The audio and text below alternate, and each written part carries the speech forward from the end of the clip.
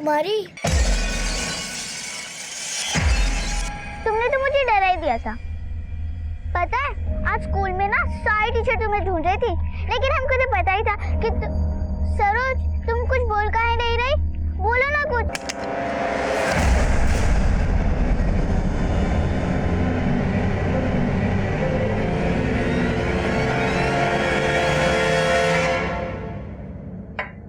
और कुछ चाहिए? नहीं। कुमारी आ गई तुम? हाँ चलो चलो, अब जल्दी से मुंह हाथ धो लो और कपड़ा बदल लो और आ जाओ यहाँ पापा के साथ खाना खाने।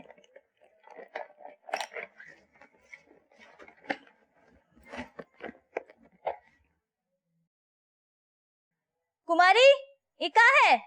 डब्बा फुल क्यों है? हम तो डब्बा खाए थे। तो ये क्या है? लेकिन सरोज तो हमारा डब्बा पूरा चट कर गई थी। सरोज? हाँ, सरोज के डब्बे में से हमने पराठे और अचार और सरोज ने हमारे डब्बे में से खाना खाया, लेकिन ये भरा कैसे रह गया? सरोज सरोज सरोज कहाँ लगा रखा तुमने? हाँ, ये सरोज सिर्फ तुमको दिखती है, पूरी दुनिया में किसी को नहीं दिखती। पगला गई होगा? भुवनेश्वरी आराम से बोलो, बच्चे। क्या आराम से बोले? इस सरोज का भूत तक पीछा नहीं छोड़ता। पहले हमारे पीछे था, अब इसके पीछे पड़ चुका है।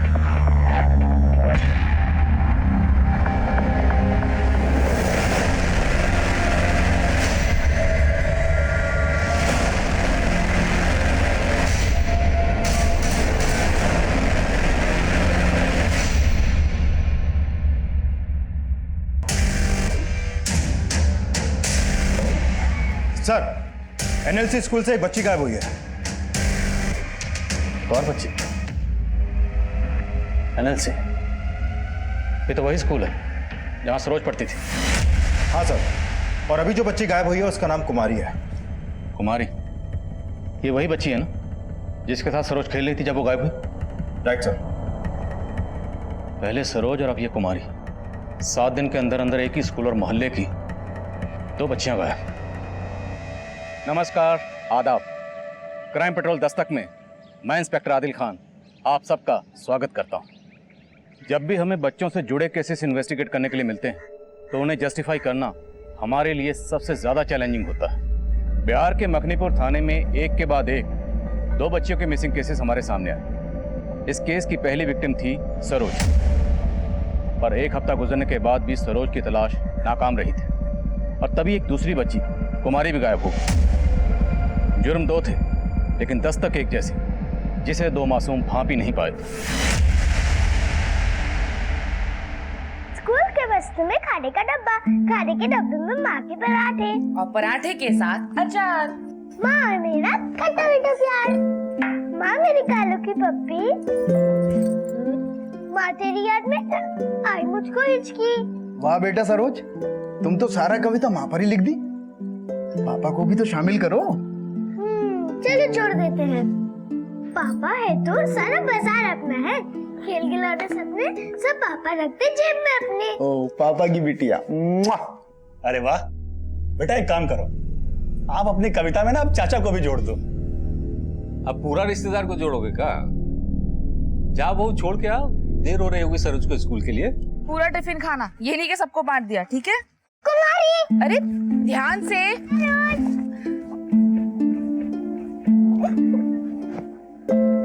आज तुमने इतना टाइम क्यों लगा दिया?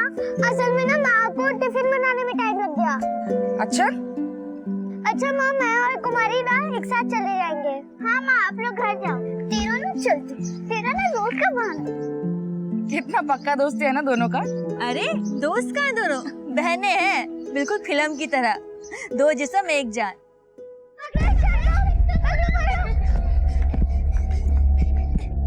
हाथ ऊपर, सिपाहियों ले जाओ इसे थाने। अब सरोज अब हमारा टर्न। अब मैं पुलिस बन।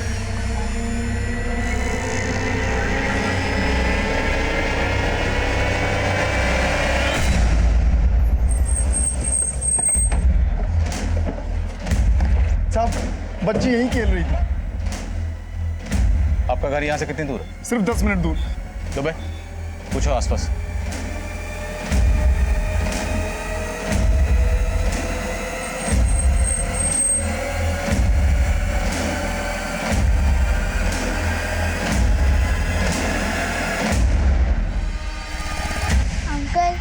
मम्मा सरोज तो साथ में ही खेल रहे थे, फिर सरोज घर चली गई थी। चलो चलते हैं। Bye bye Saroj. कुमारी बेटा, जब आप और सरोज वहाँ खेल रही थी तब आसपास कोई अंकल या आंटी थे जो आपको लगातार देख रहे हैं और आपको कुछ अजीब लगा हो या गलत लगा? नहीं, ऐसा तो कोई नहीं था। साहब, हम लोगों ने हर जगह तलाश किया पर कहीं भी कुछ मिला नहीं। रात हो गई, हमें बहुत चिंता हो रही। देखिए, आप फिक्र ना करिए, हम आपकी बच्ची को ढूंढने की पूरी कोशिश कर रहे हैं, मिल जाएगी। सर, घबरा। उस एरिया को अच्छे से सर्च किया लेकिन सरोज का कुछ भी पता नहीं चला। देखो, घर से लेकर जहाँ पर बच्चियाँ खेल रही थी तकरीबन 10 मिनट का रास्ता है, तो मतलब साफ है, या तो बच्ची खुद अपनी मर्जी से कहीं चली गई है या फिर उसे किसी ने गायब किया है। एक काम करो, इस घर से लेकर जहाँ पर बच्चियाँ खेल रही थी पूरे रास्ते में सबसे पता करो, शायद किसी ने कुछ देखा। साहब, सरोज सिर्फ 10 साल की है, उसे कुछ भी हो गया तो। देखिए, आपकी बच्ची को कुछ नहीं होगा, आप हौसला रखिए, बच्ची मिल जाएगी आपकी। हम उसे ढूंढने की पूरी कोशिश करें, आप संभालिए ना।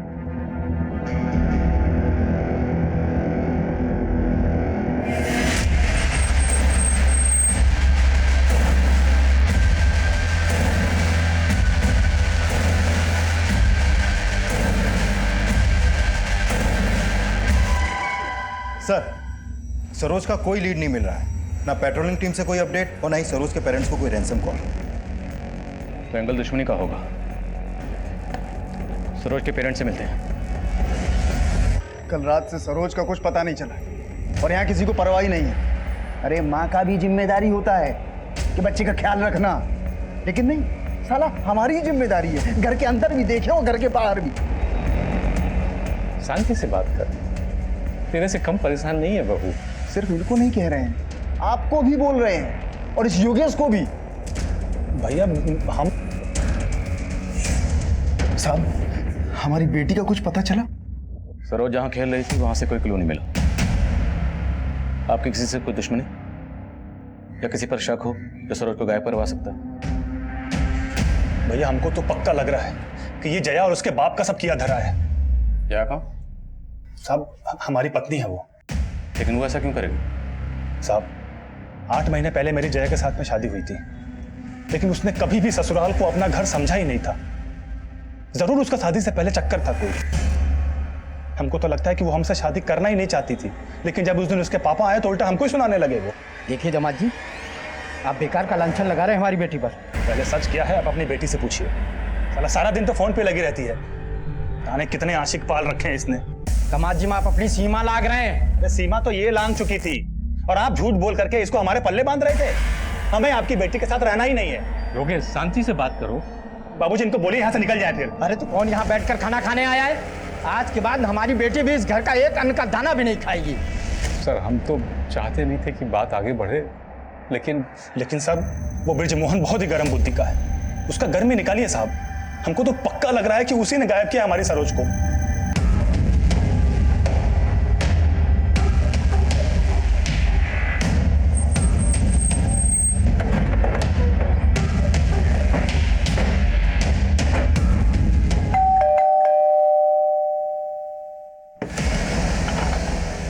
ब्रिजमोहन गुप्ता? जी सर। Search warrant. सर, किस बात की तलाशी सर?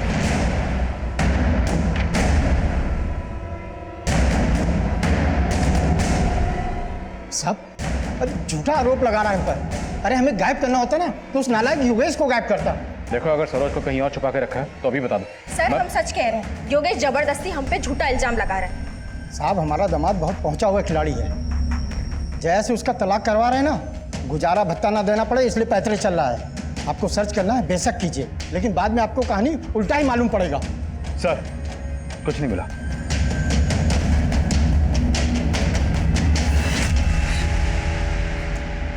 सब ठीक हो जाए। चाची, आप रो मत, सरोज जल्दी वापस आ जाएगी। और पता है, आज ना वो मेरे सपने में भी आई थी। वो एकदम अकेली बैठी हुई थी। उसके बाद ना हमारा नींद खुल गया, नहीं तो हम सरोज का हाथ पकड़कर आपके पास ले आते। चुप कर। सरोज के बिना ना ये कुमारी एकदम पगला गई है। इसका सपने के बारे में सुनकर ना हमको बड़ा फिक्र हो रहा है सरोज का।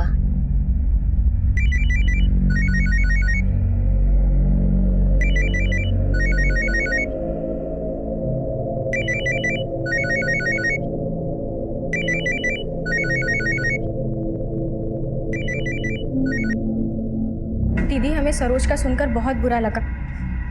जब से ये खबर सुना है हम तो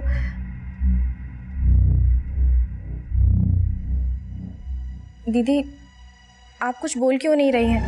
कहीं आपको ऐसा तो नहीं लग रहा कि हमारे पापा ने सरोज का? दीदी, हम लोगों ने कुछ नहीं किया है। आप जानती हैं ना योगेश कैसा है।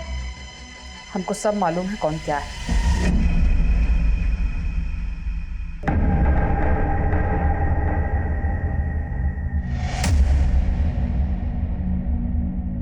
कहाँ देख रहा है बे? अरे योगेश भाई फोन दो ना योगेश भाई। साला तुम लोग सुधरेगा नहीं कभी। इधर मसवा कहाँ है? वो तो आया नहीं 3-4 दिन से। योगेश, सरोज का कुछ मालूम चला? नहीं भैया, कुछ पता नहीं चला अभी तक, लेकिन जल्दी ही मालूम चल जाएगा।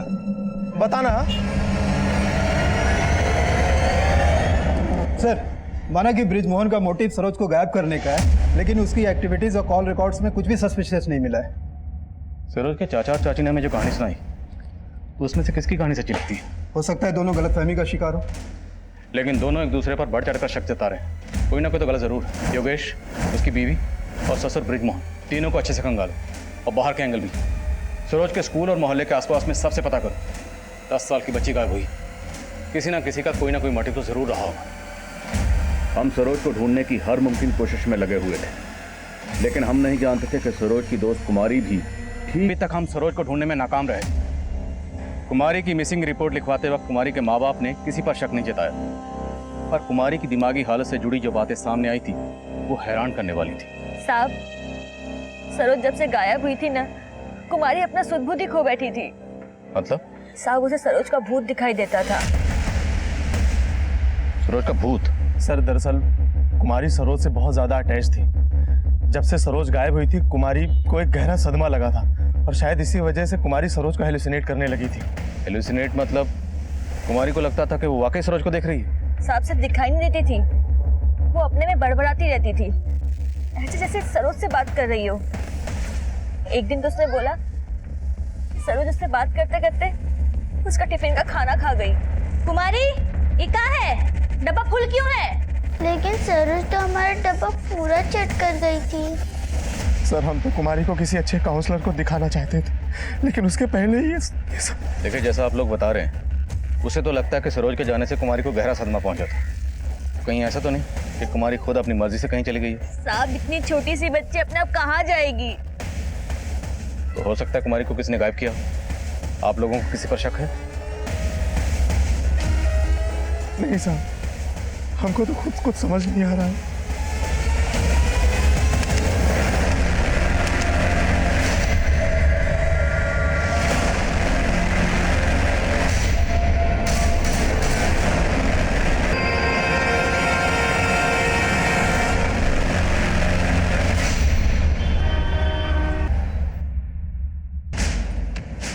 लेकिन अगर बॉडी को कहीं दूसरी जगह गाड़ा गया था, फिर वहां से निकालकर यहाँ डंप क्यों किया गया? सर, सरोज 8 दिन पहले गायब हुई थी, और इस बॉडी की कंडीशन देख के लगता है कि इसका मर्डर काफी पहले हुआ है। कहीं ये सरोज तो नहीं?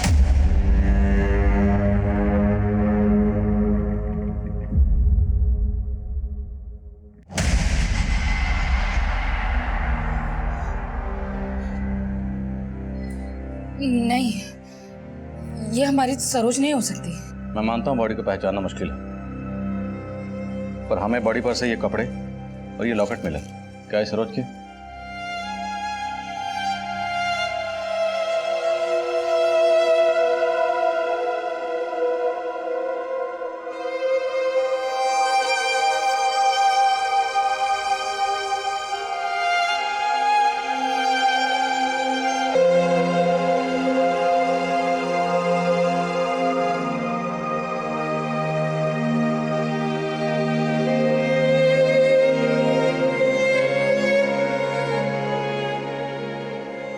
सरोज के पेरेंट्स ने बॉडी की शिनाख्त कर ली थी, लेकिन फिर भी हम बॉडी के डीएनए को सरोज के पिता से मैच करके कंफर्म करना चाहते थे।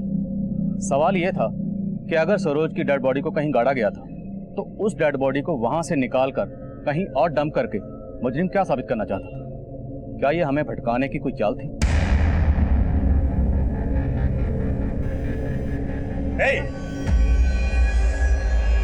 तुम्हारी हिम्मत कैसे हुई यहाँ आने की?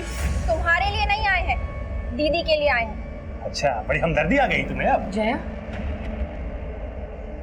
दीदी सरोज। ये अपनी नौटंकी बंद करो, समझी तुम? और निकलो यहाँ से। नहीं तो क्या करोगे? हथकड़ी लगवाओगे? सुनो, अगर हम अपनी पर आ गए ना तो हम तुमको हथकड़ी लगवाएंगे, समझे? चलो तो ठीक है, निकलो अभी से। हथकड़ी लगवाए, निकलो। हमने तो सोचा था आपसे मिलकर आपका दुख बांटेंगे, लेकिन हम आपसे फोन पर बात करते हैं।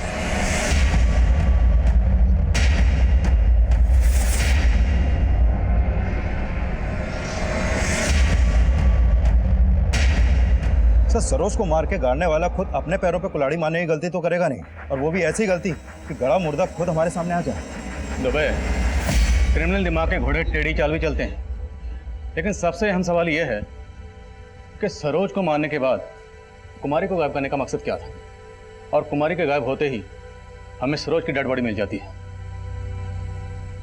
पक्का कोई गेम खेल रहा। सब कुमारी के पेरेंट्स ने तो किसी पे भी शक नहीं जताया है, लेकिन सरोज के माँ बाप ने सिर्फ ब्रजमोहन पे शक जताया है। और अगर मान भी लें कि सरोज की हत्या के पीछे ब्रजमोहन का ही हाथ है, लेकिन कुमारी को गायब करने के पीछे इसका क्या मकसद हो सकता है? बाहरी एंगल से कुछ नहीं मिल रहा, लगता अब हमें इनकी जड़ों में उतरना पड़ेगा। पता करो कि सरोज की डेड बॉडी को कहाँ गाड़ा गया था। सरोज की डेड बॉडी हमें इस ब्रांड की सीमेंट की बोरी में मिली थी, तो हो सकता है जहां पर डेड बॉडी को गाड़ा गया आसपास कंस्ट्रक्शन का काम चल रहा हो। इस ब्रांड की सीमेंट को सप्लाई करने वाले डीलर से मिलो और पता करो कि ये सीमेंट पिछले दिनों कहां कहां सप्लाई हुआ। कभी कभी क्राइम सीन भी क्रिमिनल की लीड दे सकता है। जब से सरोज का सुने तब से लग रहा है कहीं कुमारी भी तो। भैया, हमारी बात मानो या ना मानो, लेकिन जब से सरोज के बाद ये कुमारी गायब हुई है ना, हमको बार बार अंगद का शक्ल दिमाग में आ रहा है। मगर वो बात को तो बीते बहुत अरसा हो गया है। हम मानते हैं कि बहुत टाइम बीत गया है, लेकिन तभी अंगद को इन दोनों से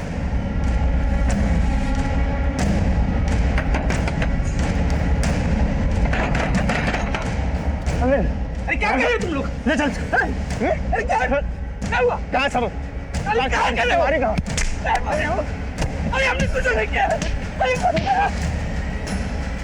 हेलो, सरोज को तो छोड़े नहीं, तुम्हारी कहाँ?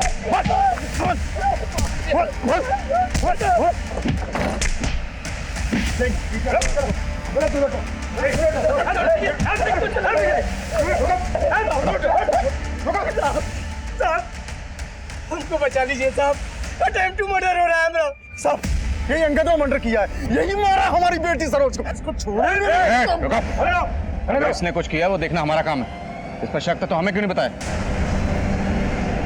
अंगद 1 साल पहले तक कुमारी और सरोज के मोहल्ले में ही रहता था, और पिछले 1 साल से अंगद की बेटी भी गायब थी, पर उसकी बेटी के गायब होने की कहानी अलग थी। अब आप सोच रहे होंगे कि उसकी बेटी के गायब होने का सरोज और कुमारी के गायब होने से क्या कनेक्शन है, और आखिर ऐसी क्या बात हुई थी जिसने अंगद को इन दोनों बच्चियों का दुश्मन बना दिया था। आए बाई चलते पराठे। सरोज, ये लो लेटर, वो मानसी जी को दे देना, और हाँ, किसी को पता नहीं चलना चाहिए। हाँ मानसी, तुम्हारा फोन 4 दिन से बंद है, तुमसे बहुत जरूरी बात करनी है। छोड़ो ना, किसी का लेटर नहीं पढ़ते। चाचा नमस्ते। चाचा, मानसी दीदी कहाँ है? कमरे में है। काऊ मानसी दीदी। साहब, अंगद की बेटी का उस बंटी के साथ चक्कर था, वो दोनों अपनी चिट्ठियां बदलवाते थे कुमारी और सरोज से। पहले हमको ये बात पता नहीं थी, लेकिन हमें बाद में पता चली, और जब ये बात अंगद को पता चली तो यहाँ आकर बिगड़ने लगा दोनों लड़कियों पर। तुम्हारी बेटी बंटी के साथ भागी है ना? हा? इन दोनों की वजह से ही उस साला हमारी बेटी को भगा के रख देंगे अगर हमारी बच्ची को आग लगाया तो। हमें तो लगता है साहब साल भर से गुस्सा पाल रहा था वो। ये कांड उसी ने किया है। सर, सरोज को तो आप बचा नहीं पाए, कुमारी को बचा लीजिए, उसे अंगद भाई के पास होगी कुमारी। साहब उस वक्त हमारी बेटी भाग गई थी, इसे गुस्से में आकर हमने उलूल जुलूल बोल दिया था। बोलने नहीं गया था, तेरा बस चलता तो उसी समय दोनों बच्चियों को खत्म कर देता। नहीं साहब, ये बात को तो पूरे 1 साल हो गए। अगर हमको कुछ करना होता तो हम 1 साल पहले कर देते ना।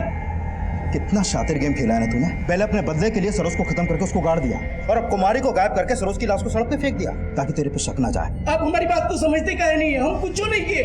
उन गुंडों के नाम बोल जिनके साथ तू 1 साल पहले उन दोनों बच्चों को खत्म करने गया था। आपको किसने बता दिया कि ये लोग गुंडे थे? वो लोग हमारे दोस्त थे साहब। उन दोस्तों के नाम बोल। साहब बताता हूँ। उनका नाम बंटी, ललन और गोविंद था।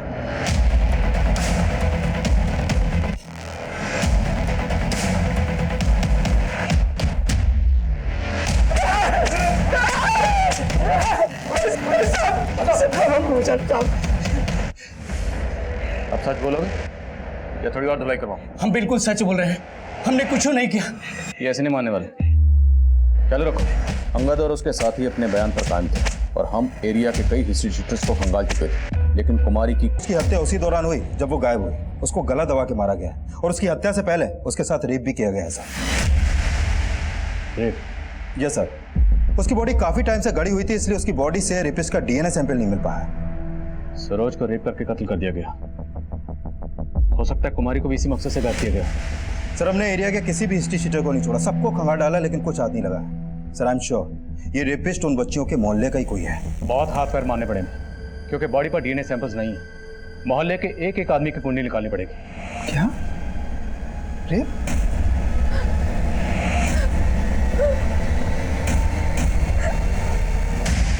सरोज के साथ इतना कुछ।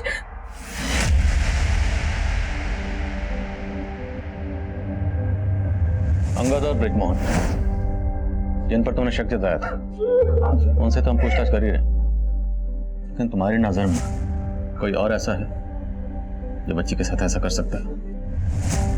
अब हम क्या बताएं साहब, अब कोई छोटी बच्ची के साथ ऐसा कर सकता है, ये सुन के तो मेरा दिमाग काम करना बंद कर दिया है। सर 15 दिनों से आप कुछ नहीं कर पा रहे, सिर्फ आश्वासन दे रहे हैं। हमको आश्वासन नहीं चाहिए, हमको हमारी कुमारी चाहिए। हमारी सरोज को तो आप ढूंढ नहीं पाए, कम से कम कुमारी को ही ढूंढ दीजिए। हम विनती करते हैं सर आपसे। साले कब से हमको तू घुमाया जा रहा है? अरे हाँ, छोड़िए हमको, कहना क्या चाहते हो? तू अच्छे से जानता है कि हम क्या चाहते हैं। बता रमेश कहाँ है? रमेश बताया तो है तुमको, पटना गया है नौकरी के लिए, और तुम ना बेकार मुझ पर शक कर रहे हो।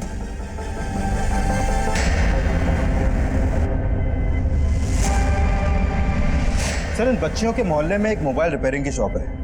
वो शॉप है संतोष चलाता है सर। पता चला है कि संतोष अपनी दुकान पे पॉन क्लिप्स बेचने और खरीदने का भी काम करता है। और सर ये है रमेश। सर इस रमेश का संतोष की दुकान पर काफी आना जाना था। 3 साल पहले इस पर रेप का चार्ज लगा था। तब ये सिर्फ 17 साल का था, इसलिए जुवेनाइल कोर्ट ने इसे बाल सुधार गृह भेज दिया। ये अभी 3 महीने पहले ही वहां से बाहर आया है। सर जब से सरोज गायब हुई है तब से इसका संतोष की दुकान पर आना जाना भी बंद हो गया है। उठाओ दोनों को। सर तालाब के पास एक बच्ची की लाश मिली है, वो स्कूल ड्रेस पहन रखी है सर।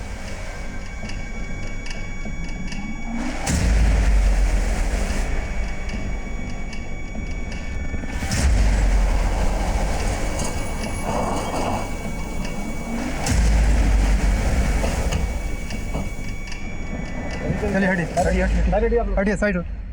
सर ये कुमारी की ही बॉडी है। सरोज की बॉडी को रेप करने के बाद मिट्टी में गाड़ा गया और कुमारी की लाश को पानी में फेंका गया। जरूर मकसद डीएनए सैंपल डिस्ट्रॉय करने का। बॉडी को पोस्टमार्टम के लिए भेजो और कुमारी के माँ बाप को इन्फॉर्म करो। सर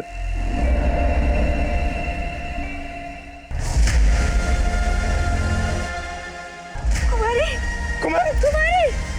सरोज की तरह हम कुमारी को भी रेप विक्टिम मान रहे थे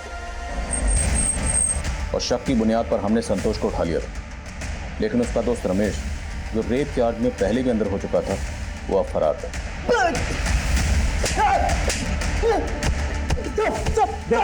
बोल रमेश कहाँ है? पटना में साहब। पटना में कहा? पटना मालूम नहीं साहब। फोन क्लिप का धंधा करता है ना तू? तेरी दुकान से बहुत सारे अश्लील वीडियोस के सीडीज भी मिले हैं, और रमेश भी ये सब करता है तेरी दुकान पे, है ना? हाँ, करता था साहब, करता था।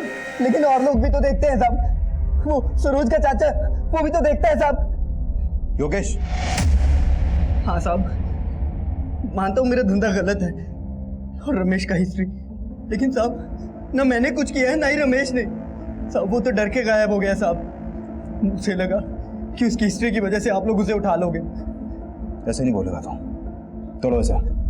संतोष अपने बयान पर कायम रहे और रमेश फरार था, और मालूम चला था कि योगेश का संतोष और रमेश इन दोनों के साथ उठना बैठना था, इसलिए हमने योगेश से भी क्वेश्चनिंग की। साहब हमको तो पहले से ही रमेश और संतोष पे शक था। तो फिर ब्रिजमोहन और अंगद का नाम क्यों लिया था? वो इसलिए कि उनसे थोड़ी पुरानी पहचान थी हमारी, और उनकी हरकतें भी कुछ ठीक नहीं थी साहब, इसलिए वो दोनों हमारे डाउट में थे।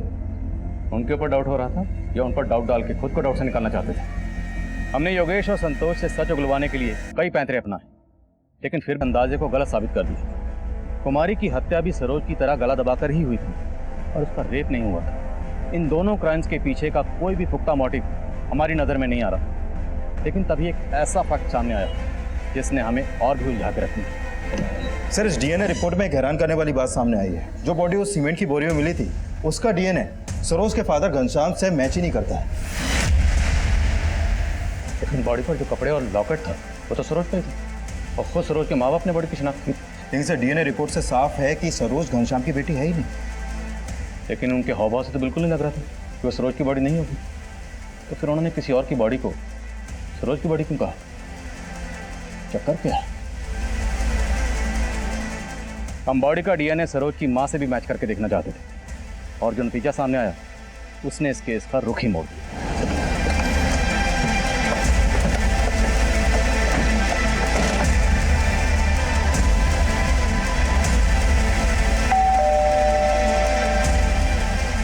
प्रभा जी, आपको हमारे साथ थाने चलना होगा। सर कहाँ लेके जा रहे हैं आप इन्हें? क्या किया है सर इन्होंने? सर बताइए सर कहाँ लेके जा रहे हैं आप इन्हें? प्रभा, तुम्हें यहां क्यों बुलाया गया इसका अंदाजा तुम्हें हो ही गया होगा, तो बोलो। खामोश रहने से काम नहीं चलेगा, बोलो।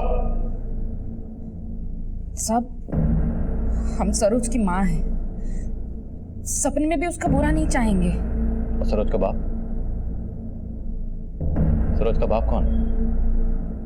साहब हम गलत नहीं थे, हमें गलत बनाया गया। शादी के 7 साल बाद भी हमारा गोद सूना था, और कमी हम में नहीं थी, घनश्याम जी में थी। हमने कई बार उनसे बात करने की भी कोशिश की। सुनिए, वो हाँ बोलो। वो डॉक्टर नहीं कह रहे थे हमसे, आप भी एक बार चेकअप करवा लेते, हो सकता है कि कमी। आप क्या बकवास कर रही हो तुम? खुद मां नहीं बन सकती हो और हमारी मर्दानगी पर शक करती हो? नहीं, हमारा वो मतलब नहीं। बस और जेल लिया हम तुमको। अब हमें बच्चा नहीं दे सकती हो तो तुम्हारा इंतजाम कर देंगे हम। घनश्याम जी ने तो दूसरा शादी करने का मन भी बना लिया था। हम हर संभव कोशिश करके थक चुके थे, कुछ समझ ही नहीं आ रहा था क्या करें। कुमारी के मम्मी पापा मुन्ना जी और भुवनेश्वरी हमारे यहाँ किराए पर रहते थे, तब भुवनेश्वरी माँ बनने वाली थी।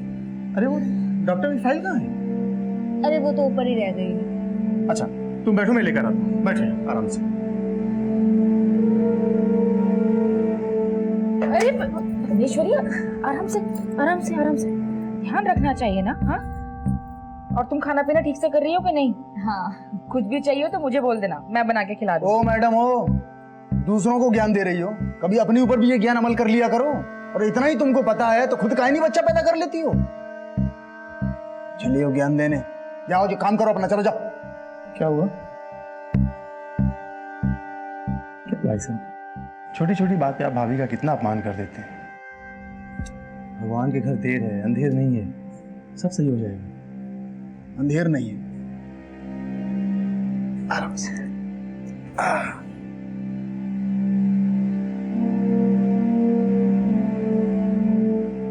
उस दिन मुन्ना जी में हमें हमदर्द नजर आया। हम गलत नहीं थे, मजबूर थे, कोई था ही नहीं हमें समझने वाला। मां ना बनने के कलंक से बचने के लिए हमने खुद को कलंकित करने का सोच लिया था। हाँ भाभी, आपने बुलाया? हम जानते हैं कि ये कहकर शायद हम आपकी नजर में गिर जाएंगे।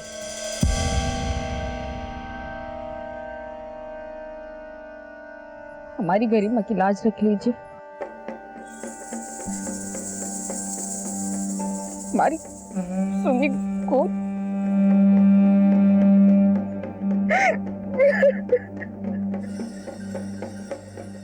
हम तो बस माँ बनना चाहते थे और प्रेग्नेंट होने के बाद हमने मुन्ना जी से कोई रिश्ता नहीं रखा और ना ही मुन्ना जी ने कभी ऐसी कोई कोशिश की। घनश्याम जी को तो यही लगता रहा कि सरोज उन्हीं की बेटी है। माना कि हमने पाप किया, लेकिन हमारे पाप की सजा सरोज को क्यों दी उसने? उसने साफ साफ बोलो, किसने? घनश्याम जी को कभी हम पर शक नहीं हुआ, लेकिन मुन्ना जी की बीवी भुवनेश्वरी, उसको हमेशा से हम पर शक था। कई बार ताने भी देती थी। तेरा नहीं चलती, तेरा ना दोस्त का बहाना। कितना पक्का दोस्ती है ना दोनों का। अरे दोस्त कहाँ दोनों, बहनें हैं, बिल्कुल फिल्म की तरह। बस शकल ही अलग है दोनों की। सरोज और कुमारी का डर जाता था दोनों को, इसलिए थक हार के भुवनेश्वरी ने चुप्पी मार ली। लेकिन जब सरोज गायब हुई तो हमें उसी पर शक हुआ। जब आप और सरोज वहां खेल रही थी तब आसपास कोई अंकल या आंटी थे जो आपको लगातार देख रहे हैं और आपको कुछ अजीब लगा हो या गलत लगा?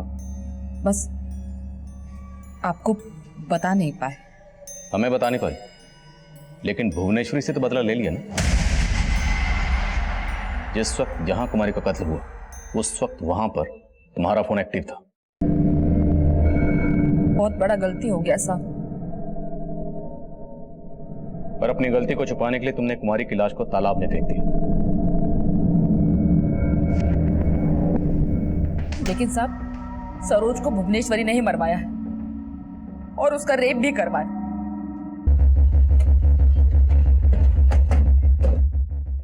हाँ साहब, हम मानते हैं, ये हमें पहले से ही पता था। सरोज मुन्ना जी और प्रभा की ही बेटी है। लेकिन साहब, हम इतने गए गुजरे नहीं है जो इतना घिनौना काम करेंगे। सर, हम तो चाहते थे कि हम अपनी बच्चियों को पढ़ा लिखा के उन्हें एक अच्छा भविष्य दें। हमें कहाँ मालूम था कि उन दोनों बहनों का इतना बुरा अंजाम होगा। अच्छा, कहीं ऐसा तो नहीं कि तुम्हारी बीवी नहीं किसी से सरोज का रेप भी करवाया और मर्डर भी? साहब, हम कुमारी की कसम खा के कहते हैं, हमने सरोज के साथ कुछ नहीं करवाया। मोटी भुवनेश्वरी का तो है, लेकिन ये घनश्याम भी सरोज का सगा बाप नहीं है, तो हो सकता है उसे ये राज पहले पता चल गया। क्या सरोज हमारी बेटी नहीं है? सरोज हमारा खून थी सर। इतने सालों से अपनी सच्चाई से भागते रहे, अब ये गुरूर और दिखावा छोड़। सरोज मेरा गुरूर है और गलत हम नहीं है, गलत वो प्रभा है। जब प्रभा को बांध समझकर छोड़कर जाने वाले थे तब गलत कौन था, तुम या प्रभा? एक बार फिर से पूछ रहा हूं, सरोज के साथ क्या किया था? सर, हमने कुछ गलत नहीं किया, हम उसके पिता हैं, हम उसके साथ कैसे गलत कर सकते हैं?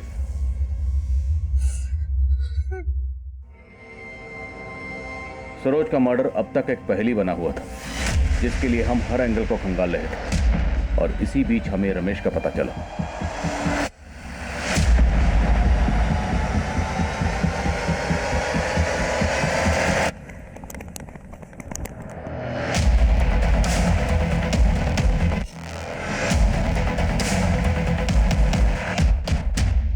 लेकिन औरों की तरह रमेश भी कुछ कबूल नहीं कर रहा था, और हमारी मुश्किल ये थी कि रेपिस्ट ने सरोज की बॉडी से डीएनए सैंपल्स भी मिटा दिए, और अब हमारे सामने सिर्फ एक ही रास्ता बचा, वो था उस जगह का पता लगाना जहां सरोज की बॉडी को गाड़ा गया था, जिसकी कोशिश हम शुरू से कर रहे थे।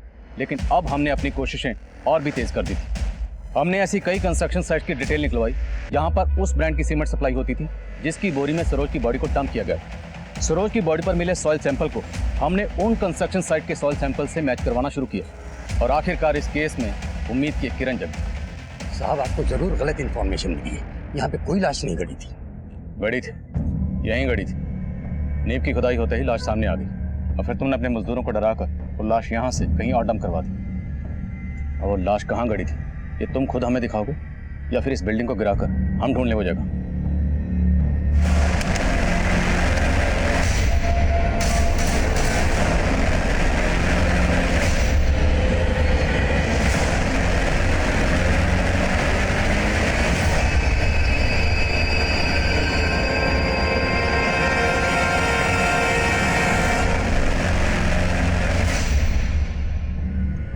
साहब हमको गलत मत समझिएगा। पहली बात तो कई दिनों से काम बंद था। दोबारा जब काम शुरू किया तो अपने प्लाट पे लाश देखकर हम डर गए। हम डर गए कि कहीं हम फंस न जाए। इस डर से हमने लाश को कहीं और फेंकवा दिया। हमने कोई कांड नहीं किया ऐसा। वो तो हम पता लगा लेंगे। लेके जाओ। चल चल। एक मिनट रुको।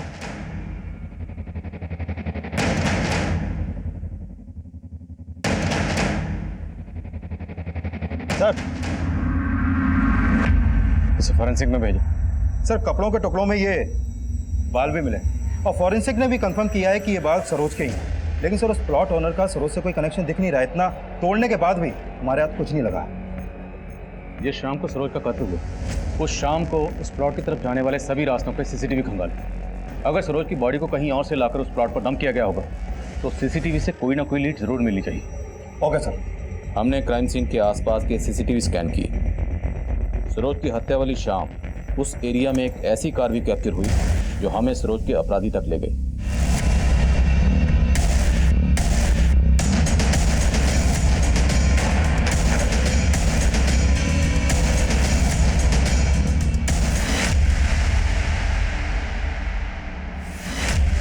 हाँ साहब, उस शाम सरोज के दादाजी कार से उसे ढूंढने गए थे।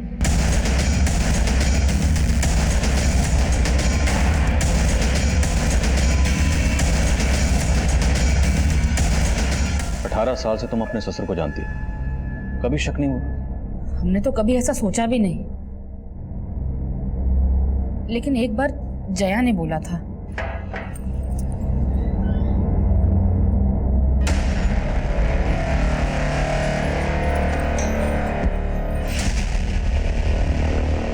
जया, क्या हुआ? जब जया ने हमें उस बारे में बताया तो हमने उसे ही समझा दिया कि वो गलत सोच रही है। गलती हमारी थी, हम ही बाबूजी की गलत नजर को भांप नहीं पाए। 10 साल की बच्ची को भी नहीं छोड़ा। भटक गया था साहब।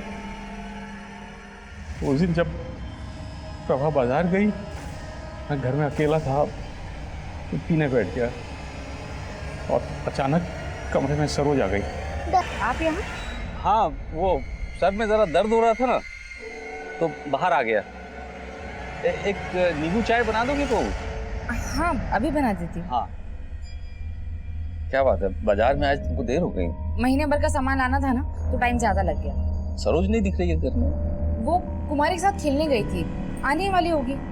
फिर हम सरोज को ढूंढने के बहाने घर से गाड़ी लेकर निकल गए। हमको कुछ समझ में नहीं आ रहा था कि उसकी बॉडी को हम कहाँ ठिकाने लगाएं। कई बार सोचा कि आपके पास आकर हम अपना गुनाह कबूल कर लें, लेकिन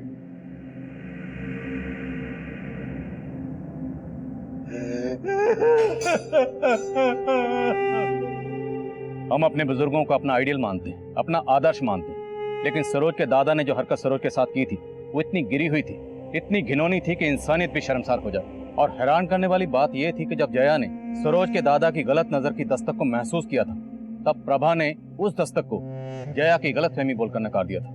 दूसरों के लिए हमारा नजरिया अलग अलग हो सकता है, पर कुछ नजरें ऐसी होती हैं जिनके पीछे बुरी नीयत की दस्तक होती है, और जब जब उस दस्तक को नजरअंदाज किया जाता है तब तब हमारे आसपास कोई ना कोई सरोज जरूर खतरे में होती है।